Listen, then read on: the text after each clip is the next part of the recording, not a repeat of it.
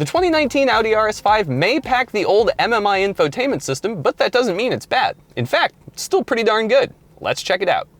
Now, all your infotainment stuff happens up here on the 8.3-inch screen. It's actually not touch capable, saves you from cleaning up fingerprints. Instead, you get a dial and a number of toggle switches down here to make your way through the system. Doesn't take too long to get used to. Pretty easy.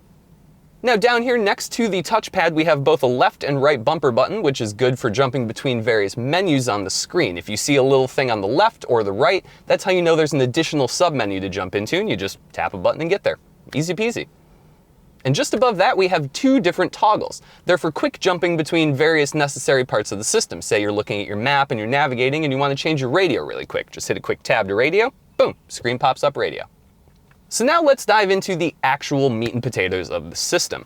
Your main home screen shows you just about everything you can get to, so we'll start up at the top and go to Vehicle. Now the main feature of the vehicle menu is to switch between your various modes. You do have switches for that, but you can also access it through the infotainment system. You have Comfort, Auto, Dynamic, and Individual. Now if you bump over from Individual, you're allowed to tailor different settings, whether it's the steering or the engine noise or the suspension. If you kind of like a little mix of comfort and sport, that's the way to go. And now, somewhat confusingly, there is a second set of submenus in here, shown by the little bumper button. Push over to the left, and that's where you can access various settings, like changing your ambient lighting color, or perhaps moving your seats in a different way or setting the memory, or just changing the date and time.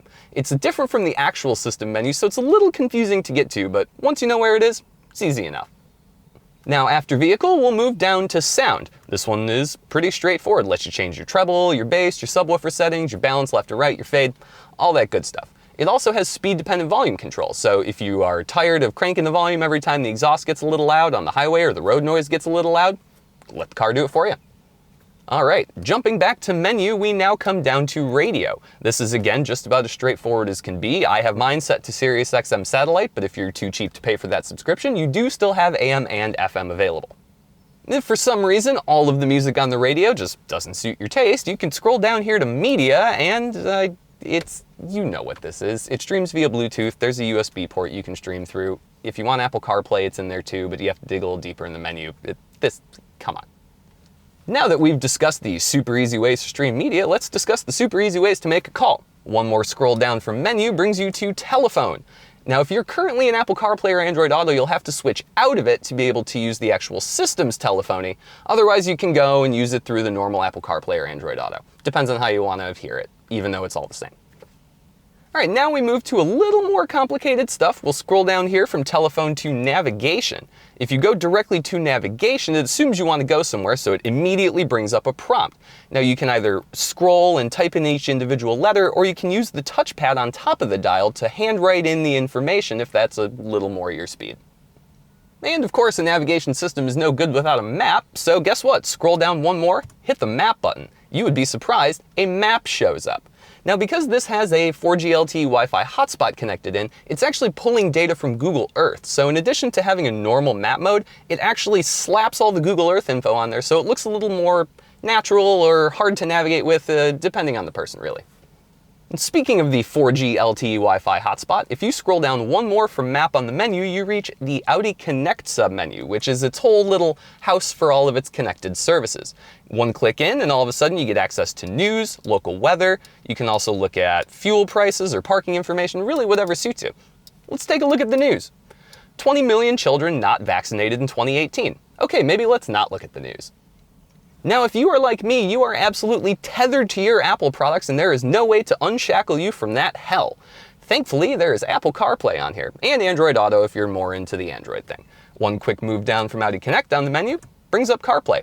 Now, since it doesn't have a touchscreen, you are forced to kind of use the dial to manipulate your way through, but with the bumps back and forth and up and down and the actual rotation of the dial itself, it's actually pretty easy to jump around.